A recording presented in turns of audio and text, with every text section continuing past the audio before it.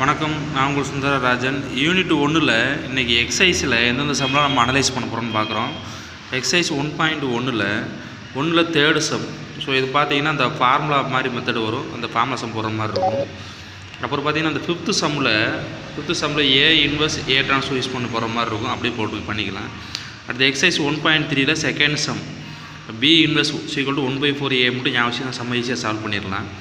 Exercise 1.4 பாருங்கள், 1ல் second ஃபோர்த்தில் ரிசிப்ரோக்கலாக இருக்கும் 1/x 1/x, அதை மட்டும் ஐடியா பண்ணிட்டோன்னா ஈஸியாக சால்வ் பண்ணிடலாம். அடுத்து செகண்ட் சம் பார்த்தீங்கன்னா வேர்டு ப்ராப்ளம், அதோட ஈக்குவேஷன் தான். இந்த ஈக்குவேஷன் ஃப்ரேம் பண்ணிட்டோம்னா ஈஸியாக சம்மா சால்வ் பண்ணிடலாம். தேர்ட் சம் கொஞ்சம் டிஃபிகல்ட்டாக இருக்கும், அதை வந்து ஒர்க் அவுட் பண்ணி போடுங்க.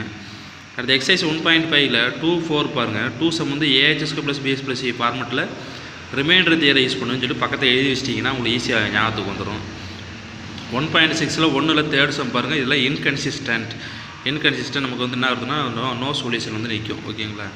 செகண்ட் பாருங்கள், இந்த கே கண்டுபிடிக்கிற மாதிரி வேல்யூ வரும். இந்த கே வேல்யூ மட்டும் நம்ம ஞாபகம் வச்சிட்டோம்னா ஈஸியாக சால்வ் பண்ணிடலாம். கே = 1, கே ≠ 1, கே ≠ -2, இப்போ கே = -2, இந்த 3 சொல்யூஷனுக்கு இந்த ஐடியா வச்சாலே போதும்.